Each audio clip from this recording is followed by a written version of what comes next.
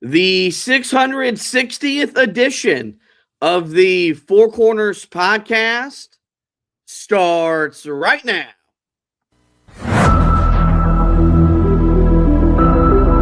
This is the Four Corners podcast.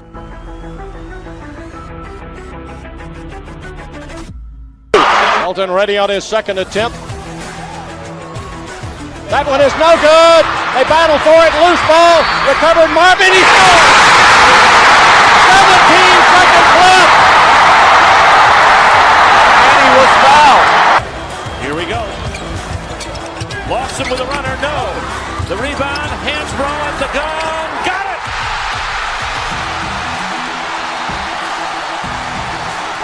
They were 4 for 24. Hansbrough on a switch on Paulus. A deep three. And Green rips down the rebound in traffic. 4-on-1. What a great job. What a terrific job in transition. I mean, you couldn't plan that any better as a coach. Tipped away by Johnson. It's loose. Page. Johnson. Oh, they're dancing in the aisles. They're high-fiving. They're celebrating. They're going bananas on Franklin Street. Pass to Britt, 15 seconds to play. Up high to Page, gets a screen from Meeks. Page driving in on the left, high off the glass for two. Louisville with 7 seconds. Jones has it, goes left corner, Black's here for three. Back iron, 1 second to play, stick up, no! Carolina wins it! The Tar Heels win it! 72-71. 6 seconds to go. Pinson comes front court. Pinson to May for the win. Got it! Luke May! He got it! 0.3 of a second! Luke May gives Carolina the 75-73 lead. Are you kidding me? Inside 30 overall. Love, top of the key. Oh! Big time delivery. Here are your hosts, Josh Marlowe and Anthony Pagnotta. Hello and welcome into another live edition of the Four Corners podcast. We are powered by Carolina Electrical Services. Josh and Anthony back with you guys here on a Tuesday night, here to recap Carolina's 87-77 win over Syracuse last night that saw Carolina improve to 18-4 on the year, and they round out the first half of ACC play at 6-3. We'll tell you everything you need to know from the win. We'll take a look at the box score. You'll hear from head coach Hubert Davis. We have our stat of the game, more thoughts and takeaways. We'll take a look at the first 9 ACC games by the numbers, hand out our game balls, and so much more.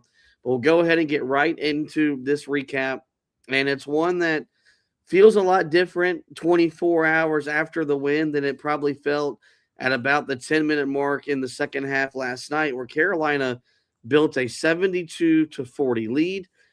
They were well on their way to their most convincing win in ACC play before a 37-11 run by Syracuse got them back into the game. It was actually a two-possession game with about 2 minutes or so left to go in the ball game before Carolina was able to make enough free throws and get just enough stops on the defensive end of the floor to come away with the 10-point win to stay undefeated at home. Carolina used a 40-11 run to build that 32-point lead. You could argue the best stretch of basketball they've played in ACC play, the best stretch of basketball they've played probably going back to that run against Kansas all the way back in the second game of the season. And they were led by their two best players, as you would expect. Caleb Wilson led Carolina with 22 points, 9 rebounds, and Henry Vassar recorded his ACC-leading 12th double-double with a 17-point, 11 rebound performance in the win to kind of fuel Carolina. You got great contributions from Luka Bogovac. Jonathan Powell was a difference maker off the bench, but unfortunately, the majority of the focus, I think, for a lot of pundits and Carolina fans were the last 9 minutes or so when Carolina just had another lull and had a a stretch in the game where they did not play to their capability, did not close the game the way that you would like to see them close the game. I do think secretly, I think Hubert Davis let it happen because I think it gave him something to be on his team in film review as they begin preparation for the Duke game on Saturday. And two is just another chance for him to use this as a learning experience and a teaching moment for a team that, features 11 new players. And even though it's February, they're still learning how to win. They're still learning how to finish games. So, unfortunately, that's going to overshadow what Carolina did last night, and they did a lot of good. But when the final horn sounds, it still registers a double-digit win, a win at home, as Carolina stays undefeated, and they will now carry a 4-game winning streak into the biggest game of the year on Saturday when they host the Duke Blue Devils. Yeah, the most important thing last night was to make sure that you won the game, because as we talked about coming into this game, it had been, 3 years since Carolina had won the game prior to the first Duke game. Carolina had really struggled in that game. And, part of it was that, 2 years you were on the road. The other loss was a game against Pittsburgh where, again, that had sort of developed into a mini rivalry. But this was important for Carolina to be able to come out and put together a strong performance and really come away with a victory. I think for the first 30 minutes of the game, you thought Carolina had accomplished what they needed to get to a 72-40 lead at the 9:56 mark. We thought, man, Carolina's cruising. This is going to be one of those big wins for Carolina that we see just about every year. We've seen a couple of them already this year against some of the lesser opponents that Carolina had on their resume. And even if Syracuse did get back into the game a little bit, we thought, okay, maybe they could claw their way back to, a 17, maybe 15-point game. I don't think anybody really saw what was coming Carolina's way, which was a 37-11 run for Syracuse that would cut the lead to 6 with 42 seconds remaining. That's where it got a little bit concerning. And my thing was, you wanted to be in a comfortable enough space where when you took your guys out of the game that are starters for you, when you took Caleb Wilson, when you took Henry Vassar out of the game, there should never have been a point where Carolina would have saw those guys re-enter the game. That's on the guys that were on the floor. They got to be a little bit better than that, a little bit better than they were showing. You saw some sloppiness from them in that second half. 6 second-half turnovers. I think that's what they finished with, for that second half. I saw that stat in the middle of the half. Actually, 7 second-half turnovers from Carolina. So far from ideal in that area after they had done such a great job of taking care of the basketball in the first half of the game. And so, that's hopefully something that Carolina, learns from. This will be a learning experience for those guys that were out there. And as you mentioned, something that Hubert Davis gets to focus on for this game. I don't know if Hubert Davis kind of let it purposely happen. I don't think once it got to 6, he was probably like, okay, this is a little bit too much. I wouldn't have minded if they got back into the game a little bit just for us to be able to have something to teach going into the game against Duke. But, in the end, ultimately, the only thing that really hurts is metrics. Carolina could have picked up a bigger metrics win last night that could have helped them potentially for the NCAA tournament. Do I think this is really going to cost them all that much? Probably not, especially if they go on the road or if they, if they go on the road and beat Duke, certainly. But if they handle Duke in the Smith Center on Saturday, then I don't think we have to really worry about what this game means metrically for Carolina. But, it is something we've seen from this group, quite a few times here. I brought back to mind the game against Navy where Carolina was up by 24. That became a single-digit game in the final minute 59 of that game. And then even the Wake Forest game, up by 15, and that game becomes a 1-point game multiple times down the stretch. So just like to see this team really put their foot on the throat of opponents when they've got the opportunity to. Just don't think we've seen that from what is still, a relatively new group considering the fact that they were all put together in the offseason.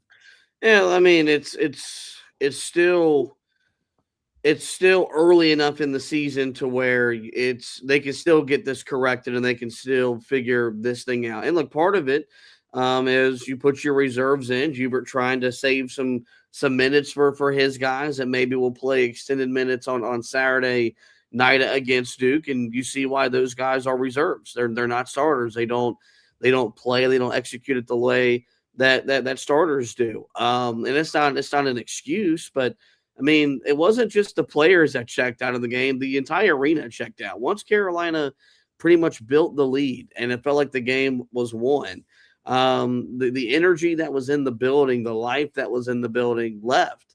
And it wasn't that because people started fleeing for the exits. They just kind of got relaxed, were sitting there eating their popcorn, drinking their drinks, and still not being engaged in the game. And we've seen the way that this team, is fed off the home crowd. Crowd's got to stay engaged as part of it, as well. And part of it too, like you knew Syracuse was, they were going to put something together. Like that program has too much pride. That coach is literally coaching for his job.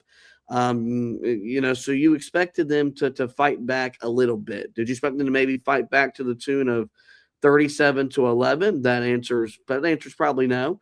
And that answer's probably fair. But I was not surprised that Syracuse at least got somewhat back into the game. And so this has been a common theme at different points in time for Carolina this year. But the good news is that it's not lost on Hubert Davis. And you'll hear about it when we get to the stat of the game here in just a moment. And it doesn't need to overshadow all the good things that Carolina did to be able to build a 32-point lead. You got a real strong showing from your two best players. You're getting consistent contributions from your three best guys off the bench. And it feels like this team is playing at the level you want to be playing at, that you need to be playing at going into the first of two Duke games on Saturday evening in the Smith Center. Let's take a look at the box score. I'll pull it up for you guys watching back at home. And it's a pretty one for Carolina. They shoot 48% from the field. They go 27-56. Syracuse, on the other hand, they shoot 45%. They were 29-45. The Heels go 8 of 18 from three, so another efficient perimeter night for Carolina. They shoot 44%, and they continue to defend the three-point shot very well. Syracuse just 6 of 18 from three for 33% free throw shooting. Carolina 25 of 35, so they got to the foul line a ton. But if you make some of those free throws, maybe the game doesn't get as close as it does in the second half. Syracuse was 13 of 19. They shoot 68% from the foul line. The turnovers, Carolina does commit 11 for the game, 7 of them in the second half. That led to 12 Syracuse points. Carolina forced 10 turnovers, but scored just 9 points off of them. The Heels dominated the glass 41-31. They dominated the defensive glass 29-20, and they won the battle of the offensive boards 12-11. Second chance points went in favor of Carolina 11-6. Bench points in favor of Carolina 29-16. They did get outscored in the paint 38-34, but they won the fast break 10-8. Blocks, Syracuse looked the part in the block department. They outblocked Carolina 8-1. They outstole Carolina 6-3, but the Heels had 16 assists on their 27 made baskets. Syracuse with 7 assists on their 29 made baskets. The game was tied. One time there was one lead change, but all in all, Carolina led for 37 minutes and 38 seconds. Let's transition now to the quote of the game from head coach Hubert Davis. And he was very blunt when he talked about it in the postgame that the way that Carolina finished the game, it was unacceptable. We always talk about finishing possessions, finishing halves, finishing games, and that's just unacceptable. I thought we were playing really well on both ends of the floor. I felt defensively we were getting better throughout the game. And Syracuse is a great basketball team. Coach Autry is a fantastic coach, and you can see they're extremely talented. But the last 9 minutes and 32 seconds, just a departure of what allowed us to get the lead. Taking good shots, taking care of the basketball, executing defensively, defending without fouling, execution-wise, defensively boxing out, just different stuff like that. And they got it to 6. And so we'll watch the film and learn from it. And I always think, I go from Coach Smith, mistakes are good when you can recognize it, admit it, learn from it, and grow from it, and that's what we'll do. I think what I liked about it, and I didn't get a chance to stay for the presser last night. I was there, covering the game, doing the media thing, but with a 2.5-hour drive back home, I go to the game and I pretty much leave during the midweek so I can be at home at a reasonable hour. And look, I saw some Carolina fans that were criticizing Hubert for starting the game by saying that he was proud of them and so on and so forth. And he should have been proud because they played for a stretch some of the best basketball they've played all year long, especially defensively. They were getting after Syracuse. And they looked like the defense we saw the first half of the year, where I thought they were rotating. I thought they were contesting a bunch of their shots. And some of those buckets that Donnie Freeman made, he just made because he was a really good player. So it was okay for him to start the presser like that. But I think the unacceptable word that in that tone, I think that's a shift. I think that's a maturation from Hubert as a head coach. I think year 1, year 2, maybe even year 3, Hubert, maybe not willing to be that stern, that vocal with his group publicly, maybe behind closed doors would be willing to challenge them. But I think what that shows you, and this is just my opinion, I cannot confirm it, but this is how I feel. I think that he's willing and he's comfortable using that tone and sending that message because of his belief in this group, and knows that they're mentally tough enough, they're connected enough to where they'll respond to it, where maybe last year's group, they would have cowered to it. They would have pouted about being coached hard, about being challenged, where this is a group that, since the West Coast road trip, they've responded to their head coach. So, I bet today wasn't fun, and that's okay, because, you won, but the message could have been, hey, I should not have had to put Seth Trimble back into the game. I should not have to put Caleb Wilson back into the game. For a guy like, Zayden High or whoever it is, you're wanting to earn extended minutes. You're wanting to earn more run. Well, this was your perfect opportunity to do so. This was a chance for me to play you guys extended minutes, but you weren't locked in. You didn't, you weren't doing your assignments. You weren't doing the things that you're capable of doing. And that means I have to put the other guys back on the court. So we can be frustrated. And I'm not saying that I loved what I saw, but I think it's a great teaching moment for Hubert Davis and this coaching staff. And I think he was kind of giddy on the inside, knowing that what lies ahead on Saturday. He now even has a chance to have his team's full attention the next 4 days of practice leading up to the game.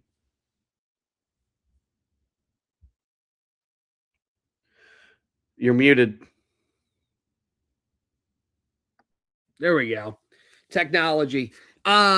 Look, for this group, I think, this was probably exactly what was needed for the moment.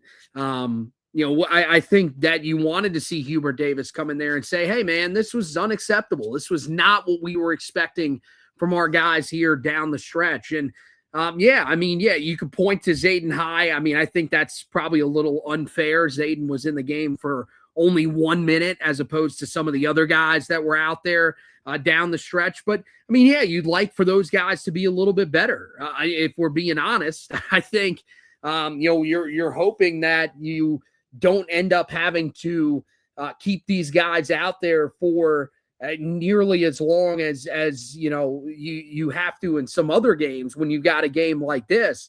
But I think you learn that with this group, you just have to be mindful of that moving forward, that this depth group is a group that is not necessarily as capable of holding a lead as maybe you thought. But I mean, look, when it comes to close games, how much is this really going to matter? That's the thing that I think you also have to put into perspective is when you get into a game against Virginia, like they did a couple of weeks ago, Carolina didn't need these guys to make sure that they held some big lead and kept them, this from happening and them blowing this lead down the stretch. You just needed your starters to be your starters. And I think we know that group we feel incredibly comfortable with. I think some of the bench groups, you're trying to really mold an identity with some of those. Who's the guy that's going to be your primary scorer? I mean, that was one of the things that was, we didn't talk about, or we're not talking about enough from what happened last night. Everybody wants to point to, well, Carolina it just wasn't able to defend down the stretch of the game. And yeah, I mean, it wasn't the greatest effort from Carolina defensively down the stretch. You allowed them to score 37 points in a little under 10 minutes. That's certainly not something that you want to see happen if you're Carolina moving forward. But at the same time, you were only able to score 11 during that stretch. And so you guys went cold there. I think you've got to figure out who can be that guy off the bench that you can count on to score at a pretty high clip when you've got guys like Caleb Wilson, like Henry Vasar off the floor that really draw that attention. Is there somebody that can step up and score it in that moment? Feel like last night you probably ran into the wall that is going to be there with this group, because I just don't think that there's any guards that you can necessarily count on to take over in the half court. And so that's part of the reason why I think what happened last night happened. I think now you can sort of put that in the rear view, not too far in the rear view. You're going to want to remember that moment for if you get into a game where later on in the season, you do end up getting a big lead down, in the second half again. And you say, this is the time where we really put our foot on the throat and make sure that we don't allow this team to get themselves back into the game. But ultimately, with the matchups that Carolina has coming up, I mean, you look at all the quad one matchups that remain for Carolina. I find it hard to believe they're going to find themselves in this situation many other times. Maybe they find themselves in this situation against Pittsburgh. Maybe they find themselves in this situation against Syracuse. I think just about every other game, you're looking at a pretty competitive game that Carolina is going to be in. So that's going to be really on the starters to execute down the stretch of the game. Now that's, a whole nother conversation that we'll have later on as to whether or not you trust this team late in games. But I certainly think this scenario that you ran into, you won't run into it many more times down the stretch. And hopefully if you do, the guys take that as a learning experience, and Hubert Davis will be hammering it home that we've got to finish games better no matter who you are that's in the game. Yeah, I mean, look, I would love to say that Carolina's going to build 32-point leads the rest of the way and have to find ways to manage the end results. I don't see that happening. As you mentioned, maybe it happens when you play Syracuse again, but there aren't many games like that down the stretch. So it's something that still needs to be worked on. But and I don't want to sound as if like I'm not concerned, but it's still just February 3rd. Like, we're still 6 weeks away from where we want to be playing our most complete, most full basketball. Like, it's okay for Carolina to still have issues that are identifiable that still need to be corrected this time in the year. Because you want to be still building. You don't want to be a completed product right now. Because if you're a completed product now, that means that you probably have already peaked. Our hope is that this team hasn't peaked yet. Our hope is that this team still has another level or two that they can climb to really put themselves in that conversation to finish top 4 in this ACC and get a top 4 seed line come Selection Sunday. Two things that they're going to be playing for the back half of ACC play, which gets started in full earnest on Saturday. The stat of the game is a unique stat, and this is why if you don't read Adam Lucas's Rapid Reactions article, you should. There's always a fun little nugget or two in there that I'm usually able to pull out and bring here to the podcast. But Yesterday was, of course, Groundhog Day, and Carolina improved to 23-10 all time on Groundhog Day. So that's been a pretty good day for Carolina basketball here historically. Unfortunately, we are projected to have 6 more weeks of winter, and after the snowstorm that blanketed most of the state this past weekend, I think we're all ready to say that we're ready for springtime, and we're all ready for warmer weather. More importantly, I'm ready for more wins, and hopefully Carolina being 23-10 on Groundhog Day is a sign of things to come for this team as we make our way through the rest of the 2025-2026 regular season. Let's get the thoughts and takeaways from Carolina's win last night before we do a little by the numbers segment, before we hand out some game balls, get out of this edition of the podcast. We've talked for about 25 minutes, and we've mentioned what Caleb Wilson, we mentioned what Henry Vassar have done, but now we need to kind of really highlight it extensively. As I mentioned, Wilson with a 22.9 rebound performance in 31 minutes was really good from the foul line, was 10 of 13. Did struggle, just 1 assist against 4 turnovers. So, even Hubert Davis can get on his best player because he did not protect and value the basketball the way that you want and need your best player to. And then Henry Vassar just continues to shine, continues to impress. As I mentioned, his ACC leading 12th double-double. He scored his 17 points on 7 of 11 shooting, grabbed 11 assists, and he was the assist man last night. He had a 4-to-1 assist to turnover ratio. So he was the big man that was funneling a lot of Carolina's offense. They connected for a beautiful high-low dunk, which was another example of the great chemistry these two guys have. And look, these are Carolina's 2 best players. Wilson has played at a steady level all season long. That was 15th 20-point game as a Carolina freshman. That's the most all-time, or 16th, I think, all-time 20-point game as a Carolina freshman. And then Vassar, I don't think anyone could have thought he'd be leading the ACC in doubles at this point in the regular season. So they're the backbone of this team. They both needed to respond in their own different ways after, what happened out west with some of their individual struggles, what happened to Vassar, even in the win at Virginia. And they're both playing at the type of level you want them to be playing at, you need them to be playing at going into Saturday's challenge against Duke. And it's just, no matter what you do against these guys, they're not really able to throw them off. I mean, we have, some evidence that you can throw off Henry Vassar a little bit at certain points. Caleb Wilson, I think, had a 13-point game in there somewhere along the way. But, I mean, regardless, it seems like one thing that you can count on is that these two guys are going to put up at least 35 points in a game. That this is going to be a duo that's going to be able to contribute at a very high level. I mean, Caleb Wilson at this point, anytime that you need him to score 20 points, he's able to do it. As you mentioned, 16 straight, or 16th time this year that he has gotten to that 20-point mark. Scored in double figures for the 22nd straight game, which broke the record of some guy named Rashad McCants. No idea who that guy is.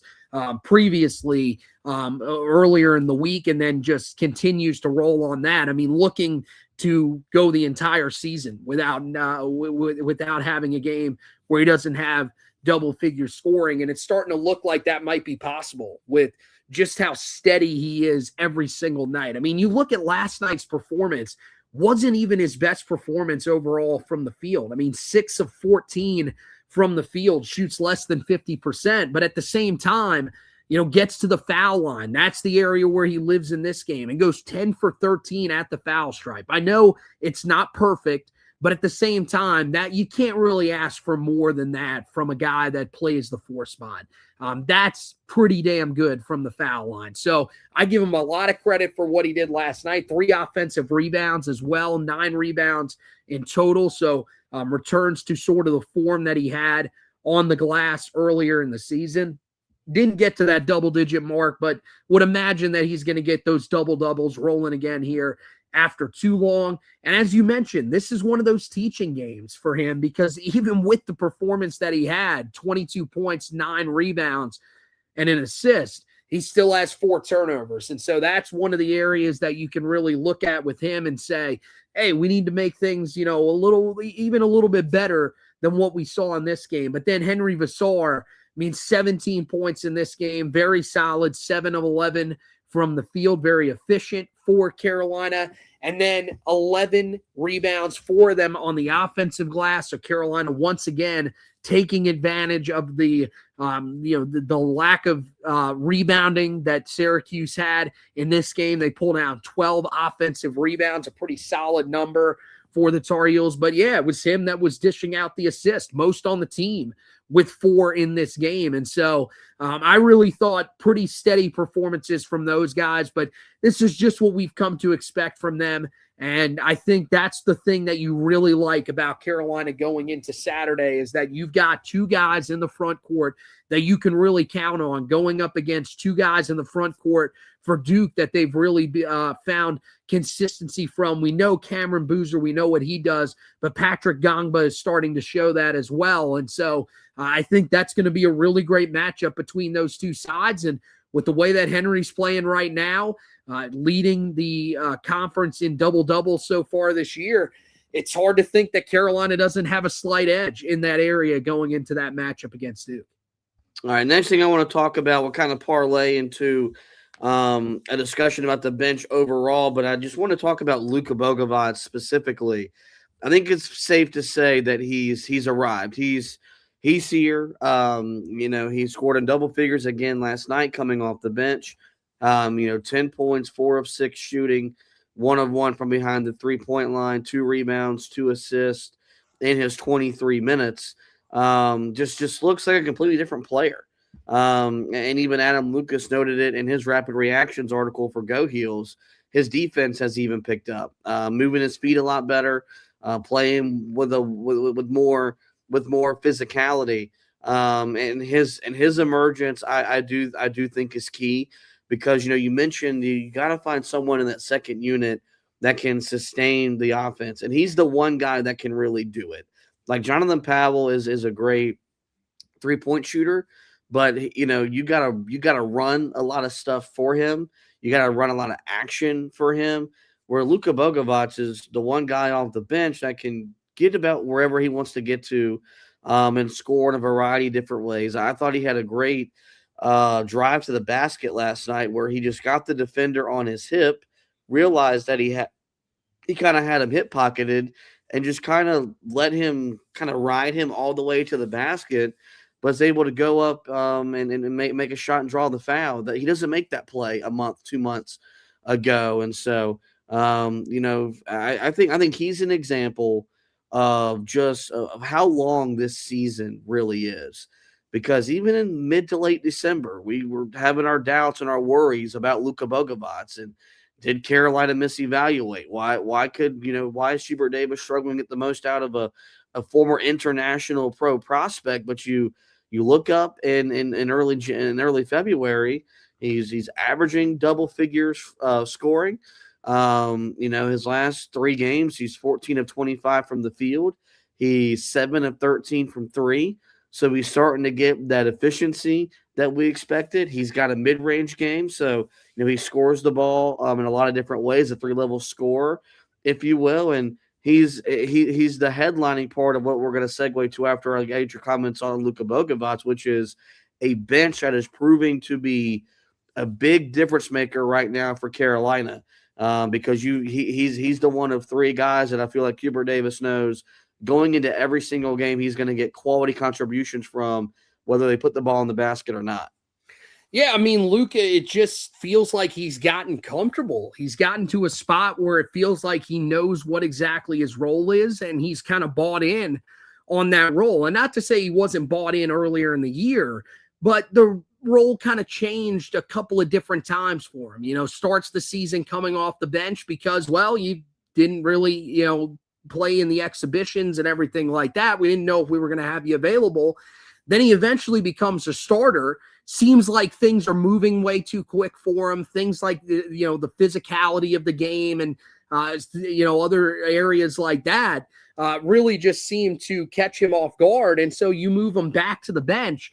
And again, he's taken some time to adjust to that role because, again, a lot of moving parts for him. But now that he's become accustomed to that role, it really feels like he's finding how he can impact the game out of that spot.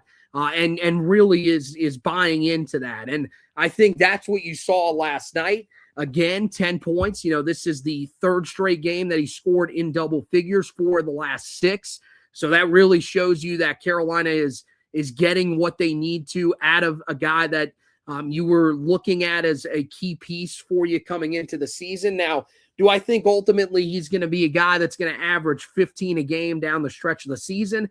I don't know if you can get there, but even if you can get to being a guy that can average around 12 per game coming off the bench for Carolina, I think that gives you a really great weapon. And, when talking about the Duke game, because we're already starting to sort of look towards that a little bit on the radio airwaves, he's one of those guys that I feel like is a real key coming into that game. So it was important for him to have a good game last night to continue to build off of what he had been doing recently. I thought he was able to do that, and I think now you're starting to see some of the ability that he has. I mean, you talked about it. He's that one guy off the bench that can really create for himself in the half court, where it feels like there aren't many other guys that can really do that. You've got to set up a lot of things for Jonathan Powell. You've got to set things up for Jaren Stevenson. Luka Bogovac is a guy that's going to be able to create on his own, going to be able to share the ball at a pretty high rate and do some things that Carolina really needs off their bench. And so I love the role that he settled into. I think it's the perfect one for him right now. And I think it's a big part of the reason why he's having as much success as he is here at this point in the season. And he's the guy that's headlining a bench unit that all of a sudden is proven to be a big difference maker for Carolina. Their bench last night gets the better of Syracuse 29-16. And we started with Luka, but he wasn't even your leading scorer. It was Jonathan Powell who had a big game despite, fouling out, scores 12 points in 13 minutes, goes 4 of 5 from the field, 3 of 4 from behind the three-point line. And then Jaren Stevenson scores 7 points, 2 of 6 from the field, grabs 4 rebounds. He plays, he does all that in 21 minutes. Kyan Evans, no points in 9 minutes. Zayden High, no points in 1 minute. But regardless, I mean, it's felt like for the last handful of games, really in this winning streak, the bench unit has really shown up, and it's been Jaren Stevenson, at Virginia. It's been a combination of Luka Bogovac and Jaren Stevenson. Last night it was Luka Bogovac and Jonathan Powell. And this is what we talked about, I think, so much in the summer that, we said, look, there's depth here. Like, you've got 8 to 9 guys that you should be able to play consistent minutes into ACC play. And if you don't, I think I said it would be a reflection of your head coach. And if there's one criticism of Hubert that's been very constant since year one, it's been the inability to find that rotation year in, year out. When he's been able to find a formula that works, Carolina typically wins at a high level, or they achieve some really spectacular things. It took a little bit this year. I think injury played a part of that when you lost Seth Trimble for as long as he did. I think he wanted to exhaust making the point guard switch because you just don't know how a freshman's going to respond to be given the keys to a program that demands so much like Carolina does. But it feels like he's kind of got it figured out. And it feels like, outside of when they built a 32-point lead and he's trying to, get some guys some rest and maybe tinker with some new lineups, he knows who he's going to play. He knows when he's going to play them. And what that does is it makes everyone's job easier because now they know, okay, this is when I'm going to check in. This is how long I'm going to play. And this is what I got to do. You hear baseball guys talk about this all the time. Like, it's so much easier for them to perform individually when they know what's going to be expected out of them every single day. It's why you see lineups usually are usually the same. Like a guy that starts the season batting in the 4-hole is going to probably bat in the 4-hole 85, 90% of the game. Well, now what Hubert Davis can do is look at Luka, look at JP, look at Stevenson, look at Kai and Evans to say, this is your minutes allotment. This is probably what I'm going to play you, and this is what I need you to do specifically. And I think it's a great testament to two guys like Luka and Kai and Evans that were, and even Jaron Stevenson. Those three guys have started enough games to where if they didn't want to buy in, in this day and time, you wouldn't argue with them because that's just the nature of the game, but they've bought in. Jonathan Powell is a guy that, we've demanded we want more playing time, but even when his minutes are hit and miss, he still shows up and finds a way to impact the game. And I think if they're going to do down the stretch what they need to do to secure a top 4 seed in the ACC tournament, which secures them a double bye, if they're going to do what they need to do to secure a top 4 seed line come Selection Sunday, this is going to be a big reason why, because they finally have the legitimate depth that you want, that you need, and what you expect from a Carolina team. And it took some time, but credit to Hubert Davis and his coaching staff for finding the best way to maximize this roster 1 through 8, 1 through 9. Yeah, I think he's gotten to the point now where everybody off the bench kind of has their defined role. I mean, Luka is going to be a guy that at this point you're expecting is going to be able to contribute at a pretty high level alongside of the guys that that are in the starting lineup for Carolina. I mean, yeah, you've got Caleb Wilson, you've got Henry Vassar, but I mean, he's going to basically play starter-like minutes because Jaden Young starts the game.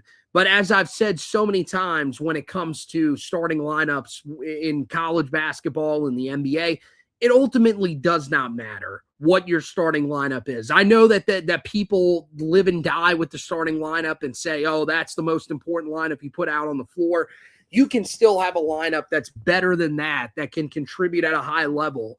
That you ultimately have someone coming off the bench because they just sit better in that type of role. And I think that's where you've gotten with Luka. He does whatever you need him to do coming off the bench. And scoring-wise, he's become somebody that you can consistently count on and is becoming more consistent from beyond the arc. Jonathan Powell, that guy that's going to bring a lot of pace to the game, which I think really fits in well now with Derek Dixon and what he wants to do.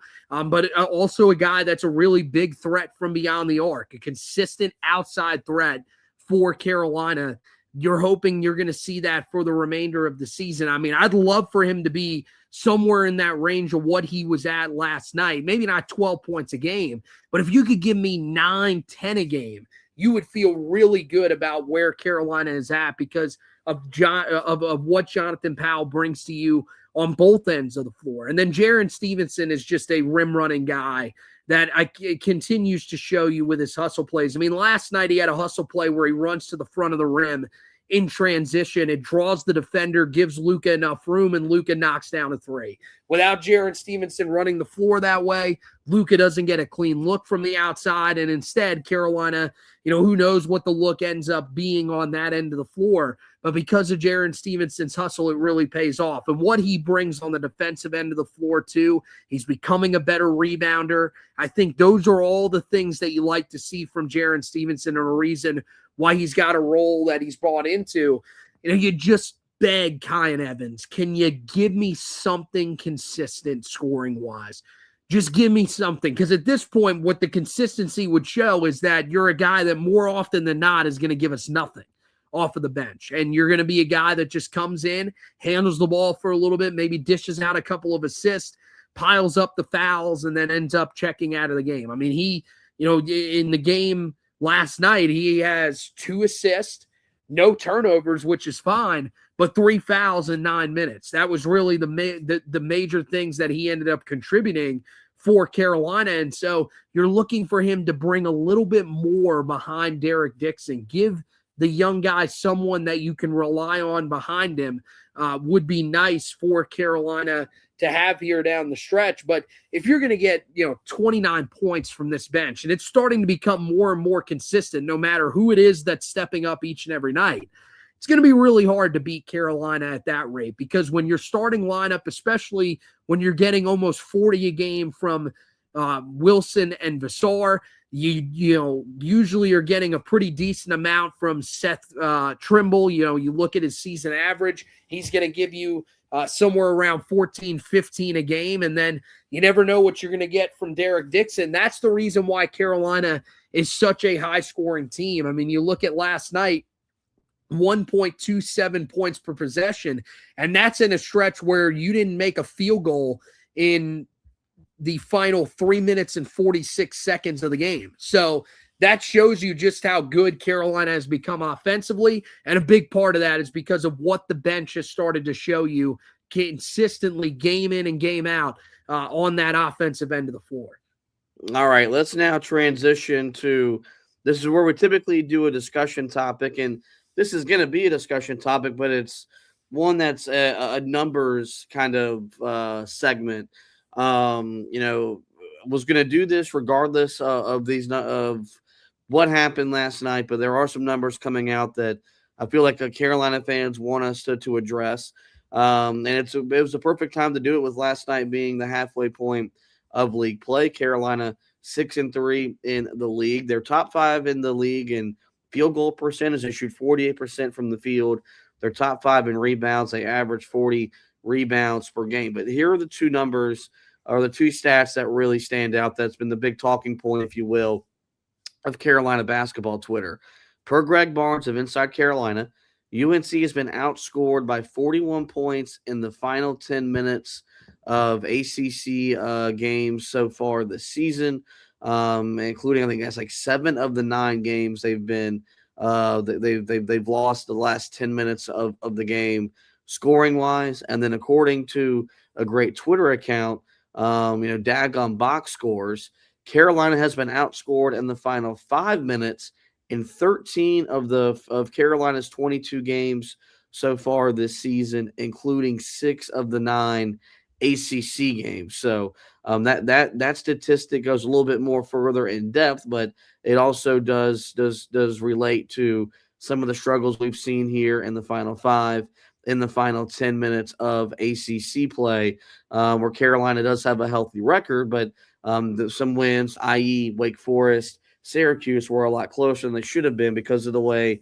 Carolina got outscored over the final 10 minutes. And going into last night's game, Carolina had the number 2 offense in the sport, according to Bart Torvik. They did drop down to number 3, but according to his metrics, they're averaging 130 points per 100 possessions. What should we make of the Greg Barnes tweet of the Daggum Box Scores numbers? Because that was kind of, a good buddy that listens to the podcast, listens to the station, Myron Goodman, was kind of getting in my DMs and saying, well, does this not concern you? And it's like, well, yeah, but I mean, he's a guy that does want to live in negative perpetuity. Like he loves to be negative, and doesn't try to find the positive, the silver linings in things.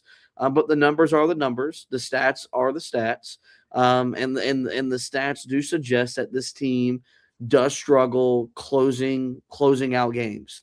So what do you make of what those numbers suggest, where you look at what Greg Barnes put out last night, or what our good buddy Daggum Box Scores put out on Twitter earlier today?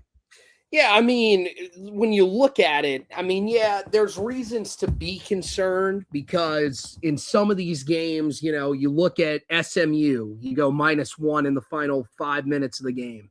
Wake Forest -1 in the final 5 minutes of the game. And even if you go back the final 10 minutes, it's -6 for the SMU game, -9 for the Wake Forest game. Those were close games. That's where your starters are in the games. You're hoping that Carolina is going to be better. Stanford, -9 in the final 5 minutes of the game. That loses you the game right there. That's an area where you're hoping that Carolina is certainly going to be a lot better, moving forward, because if, they struggle in that area in a game against a much better team, then that's something to worry about. But when it comes to some of the more recent games, well, you're -5 in the game against Notre Dame. Okay, but you were killing that team the entire way. So ultimately, what does it really matter if you're -5 towards the end of the game? Syracuse, that was a game that was a blowout. Now, -14, that's a little bit concerning. That's a big number for the final 5 minutes of the game. You would have liked to see that slim down a little bit, but ultimately you had a 32-point cushion, so it doesn't really come back to kill you. The game against Georgia Tech, you dominated. You were -3 in the final 10 minutes of the game, but you dominated the rest of the game. You were in position. You still won the game by 16. So I think the more recent ones aren't that concerning. But when you look at some of the ones earlier in conference play, it does make you wonder a little bit when you get into some of these more important games down the stretch. It will give you cause to pause about, whether or not this team is going to be great in those certain moments down the stretch of games. I get it. I'm there with some of you guys in terms of that's going to be in the back of my mind. I'm going to be a little bit concerned about that. But ultimately, does it to me define what this team is going to be? No. You want to know why? Because in the game that Carolina needed to perform their best down the stretch of the game, they were +6 in the final 5 minutes of the game against Virginia. That's the game that it mattered the most. That was the game where Carolina needed to play their best. And you look at just that second half in general, and Carolina played great in that second half. Going back to the game against Kansas, they didn't close the final 5 minutes great. They were -1 in that area, but the rest of that second half, they were great. So games where Carolina has needed to come out, put together really strong second halves, we have seen them be able to do that. And so, I'd like to see them close those final 5 minutes a little bit better. I'd like for some of these games not to be nearly the nail biters that they have been. And there are a couple of games early in conference season that you'd like to have back, mainly that Stanford game. If you could get that one back, you'd be in such a different position at 7-2 in conference play. It would feel so much different going into this first matchup with Duke. It wouldn't feel like there was such a hill to climb to be able to catch them. But at the same time, I don't think that this is a stat that you look at and say is damning for this team and means that this isn't this is what's going to hold this team ultimately back as the season goes along. Yeah, that was kind of my viewpoint. Like, some of those games, you get outscored in the final 5-10 minutes, but by the 5-10 minute mark, the game was out of hand. Which shows you how dominant Carolina has been. I mean, look at the Kansas. Look at the Kansas game. You get outscored, but you still won that game by double digits. Mm-hmm. You get outscored by Georgia Tech, you won that game by double digits. You look at Syracuse, you get outscored by 14, you still win the game technically by double digits because you built a 32-point lead. What the message should be sent home to the players and the roster is, if y'all could sustain your best, this is what is possible. And because if Carolina would have, in all honesty, if they have played their best basketball, like what you saw last night when it was a 40-11 run, or whatever the comeback at Virginia, whatever you want to categorize their best, realistically, they should probably be 19-2, because you probably don't lose those games to Stanford and in California. Do you still probably lose a game to Michigan State on a neutral court? Probably. Do you still probably lose a game to SMU on the road on a night where SMU just did not miss? Probably. But you probably don't have those other losses. And if you take away those two losses, well, now we're 18-4. Now you're 20-2. We're 6-3. Maybe we're 8-1. Well, guess what you're talking about? Like, you're talking about legitimately fighting to win a conference championship. And at that rate, at 20-2, Carolina would be probably inside the top 10 of the AP poll. And they would be among the top 4 seed lines of every major bracketologist predictions for this time of the year. And so I think that's where maybe the frustration lies in for a guy like Myron Goodman and some other Carolina fans, is that they've proven that they can really play at a really high championship caliber level, the level you got to play at to put your name in the conversations with the UConn, Kansas, or UConn, Duke, Michigan, Arizona, among the others. And hopefully they're still morphing into that. And they're still building towards that. Now we can say this: if this trend continues, are they going to go 6-3 down the stretch in league play? The answer is probably no, because the schedule's about to get tougher. You got 2 games with Duke. You got to go to NC State. You have to play a desperate Louisville team at home. You got to play Miami. Those are all going to be, quad 1, quad 2 matchups as it stands right now. And so you've got to play at a much more sustained level than what you've done right now. But the proof is there. If they can get their A game to start to get because the truth of the matter is no team plays 40 minutes. There's not. I mean, even the teams that play hard, they don't play 40 minutes. But if they could get this to 30, 32, 34, 35 minutes where they are just bought in, they're locked in, and they're competing, then they can still accomplish some real big time things. And really, they could get a win against Duke that puts a little bit of pressure on them, and they can start to stack some quad 1, quad 2 wins like they were able to do a few years ago. So, I see the numbers. I'm not going to run away from the numbers, but I think you got to add some context to them. A lot of these games where they've been outscored, the game was pretty much already over, one way or the other. And so we'll have to see what it looks like down the back stretch of the season. But if Carolina can continue if they can build off of that 40-11 run and carry that over down the back stretch of the season, they're going to continue to win games at a high level and put themselves in a position to really have a fun and exciting March, which is ultimately the entire reason why we do this, is to enjoy March Madness and win big time games in the NCAA tournament. All right, let's hand out some game balls, then we'll shut down this edition of the podcast. I'll go first, and I'll go with Henry Vassar. Give me Big Henry for his double-double last night. 17 points, 7 of 11 shooting, 1 of 2 from 3, 2 of 4 from the foul line, 11 rebounds, 4 assists, 2 fouls, 1 turnover, and he did so in 30 minutes. So give me Henry Vassar for the game ball and the win over Syracuse. Yeah, I'll take the other easy one. I think in this game, it's very clear that you just go with the 2 guys that led you in scoring. And so I go with Caleb Wilson, 22 points, 6 of 14 from the field, but more importantly, 10 of 13 from the foul line. One of his best scoring nights there of the entire season, if not his best. He had 9 rebounds, 3 of them on the offensive end of the floor, 1 assist, did have 4 turnovers, but did have 1 steal as well in 31 minutes. And most importantly for him, plus 20 when he was on the floor for Carolina, the best plus minus of anybody on the night. So another stellar performance from Caleb Wilson, another 20-point performance from Caleb Wilson to get the job done for Carolina. All right, that's going to wrap it up for this edition of the podcast. In the meantime, guys, we'll direct you guys to the website. That's HeelToughBlog.com. Full coverage of the Syracuse game can be found up there. I had you covered with the game preview. Anthony had you covered with the game recap, so go back, check out that recap if you want. And then, on Saturday, we'll have you covered wall-to-wall with the matchup with the Duke Blue Devils. And Anthony has you covered with anything Carolina football as well. Kind of the downtime of the offseason for the program, but we will be getting you ready for the start of spring practice, which is just over a month away. All that great coverage, HeelToughBlog.com. As for the podcast, you guys know where to find us.